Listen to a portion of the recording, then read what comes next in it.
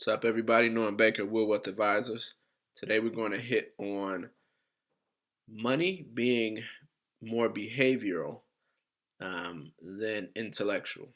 So, in my field, we see. I think in my field, folks believe that you have to have a bachelor's in finance, a master's in accounting, a PhD in financial markets to really get finance. I think they think millionaires, especially in the black community. I think we think of millionaires almost as like a mystical thing that very few people can attain. I mean, you got to be rich, you got to be a ball player, you got to be an actor, you got to be a rapper to get there, and it's really not. And so that's what we're going to talk about today. When you look at money in terms of building wealth, the math of it, the actual math, and right, take this from a finance major, taking this from somebody who's been in finance for their entire adult career, right? The math of personal finance is addition and subtraction. That's it. The goal, the how you drive to success in personal finance, the math of it is adding and subtracting. You're taking what you make, your income, it's a number. You're going to subtract all your expenses and get to another number, right? A lot of people, that number is negative, it's positive, it's zero. It should be close to zero, FYI. But that's all it is from a mathematical standpoint of how you build it. Now, that's the start. The actual math on how you build it is called compounding interest.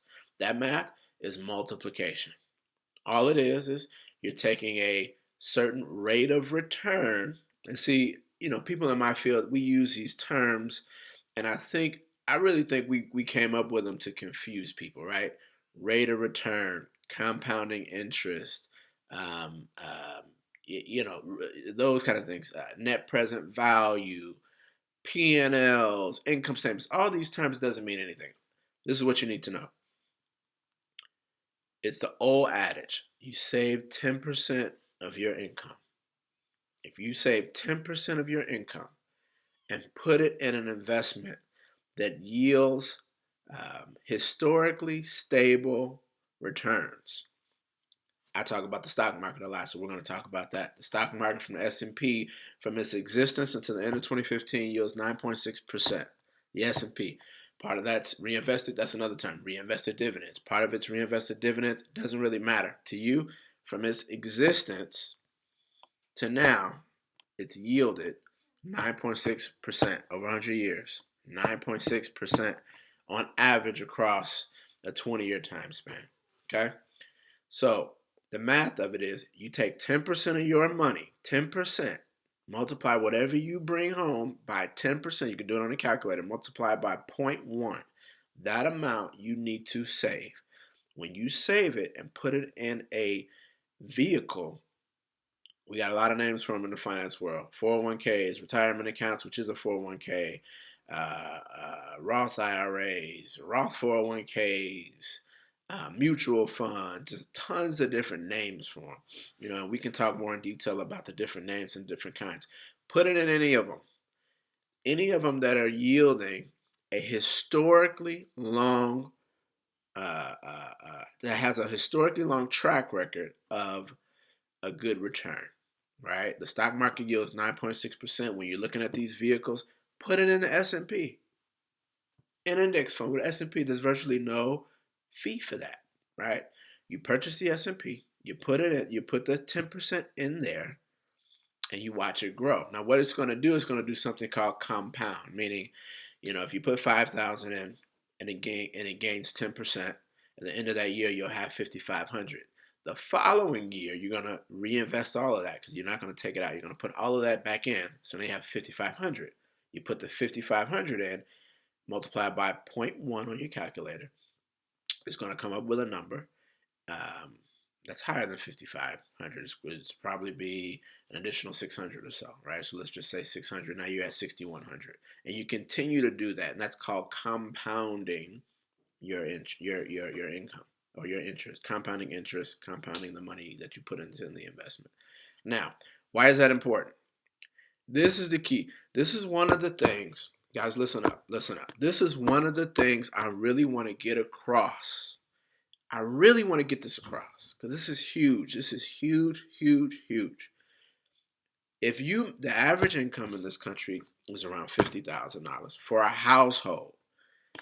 The folks that I'm talking to, first and foremost, you got to get your income close to $50,000.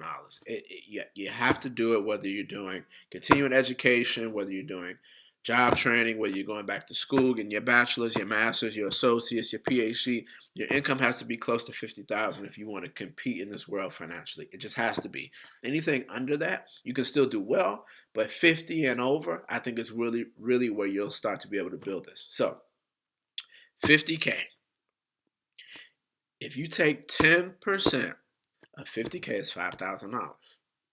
You break $5,000 divided by 12, it's going to be a little less than 500. Let's call it probably around 420, $415. If you invest $415 a month out of your big $50,000 income from ages 30 to 60, 30 years, you'll have $1 million. You will be a millionaire. I got to get that to people. It boggles my mind how in our community, in the black community, we don't have an abundance of millionaires. I don't get it. Like it doesn't register for me. Why? Like I don't understand. Like I get things come up. I get, you know, I've got kids. I get with kids, things will come up and you want to put money away for college. People aren't even doing that. So forget the college. You want to put them in little league and basketball and ballet and soccer, and those things cost money. And some people are in private school, Catholic school. Those things cost money. I still don't get it. People make in a household where two people have incomes. Two people have incomes. A lot of times those incomes are not 20,000. So we're talking about households that have incomes above 50K, right? And all we have to do, guys, is put 10% away long term. If you're 20 and you do this till you're 50, you'll be a millionaire at 50. If you're 30 and you do it till you're 60, you'll be a millionaire at 60. If you're 40 and you do it to 70, you'll be a millionaire at 70. Some people say, I don't want to be a millionaire at 70. I want to be a millionaire right now. Well, that's cool. Figure other ways of gaining income, and then you'll get there quicker. But a wise man once said, most people are going to get to 60. They are going to get to 70. Why not be a millionaire then? Why not ensure you'll be a millionaire at that point? If you want to do more to become a millionaire faster, fine, do it. Bring in more income, save and invest more money, build a business, get into entrepreneurship, find a niche, right, in society where you can give your gift and then you will reap income from that, right? It's not always going to be immediate, but it'll happen, right? But in the end, you're going to be 70 years old at some point. You're going to be 60 years old at some point. You're going to be 50 years old at some point. Why not ensure that you'll be a millionaire at that point? Everything else, I'm not talking about that, right? I'm not doing an entrepreneurship video. I'm talking about money, investing it, doing it the right way, guys. Our counterparts have been doing this for years. Why do you think when you see our counterparts and you hear, my college was 5% black, so my college was a majority white. Why do you think, and in the field that I work in, I'm the only black guy, only black person a lot of times in my field, right? Every job I've had, I'm the only one.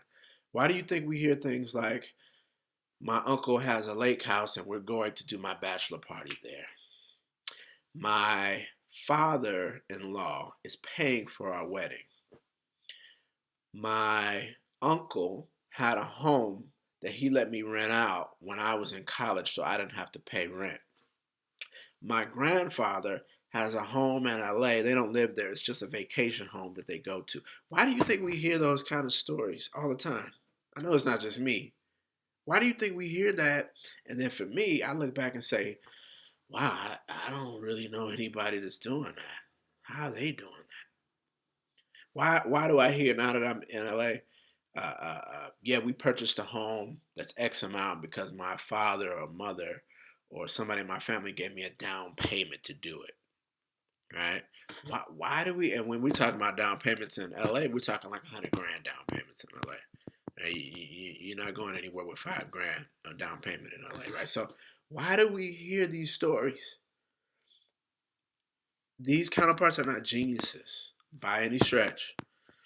They just knew and learned from generations before them how money works, guys. It's as simple as that. If you make $50,000 a year, you can be a millionaire. Think about that. Just let that set in. For the folks that make 50 grand a year, you have a path to be a millionaire. It's just a matter of the behavior of not spending everything we get as soon as we get it. Not going into debt above our head up to our eyeballs because we want and cannot delay gratifications, right? That's what it's about. Do you want it now? And you go through this continuous cycle of debt and payments through your 60s? Or can you delay some of it, not all of it, some of it to later? And then as you get in your 40s, 50s, 60s, 70s, you can give and you can have a level of fun and charity and giving and wealth and that you've never dreamed of, right? Because again, look at our parents. My parents' age, they're becoming 50, 60, 70. We're going to get there. It's going to happen. What will we have when we get there? It's all about behavior. It's just adding and subtracting from a budget perspective. Compound interest is just multiplication. That's the easy part. The hard part is getting on a budget, making that budget work where we're saving 10%. Guys, everybody, that's an old adage. Save 10% of your money.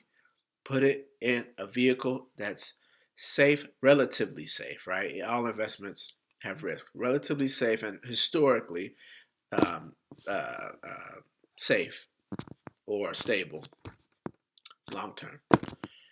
And do it over a long period of time. The Richest Man in Babylon, The Automatic, what is that book called?